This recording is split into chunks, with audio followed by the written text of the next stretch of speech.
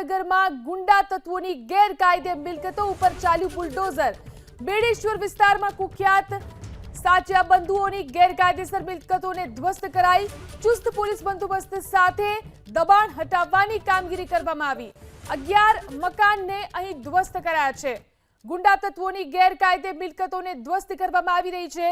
જામનગરમાં ચાલ્યું દાદાનું બુલડોઝર। કુખ્યાત સાચા બંધુઓના ગેરકાયદે બાંધકામો ઉપર બુલડોઝર ચાલ્યું અને બેડેશ્વરની અંદર 11 મકાનોને ધ્વસ્ત કરાયા।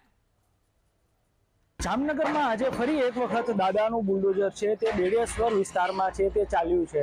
આપ મારી પાછળ દ્રશ્યો જોઈ શકો છો।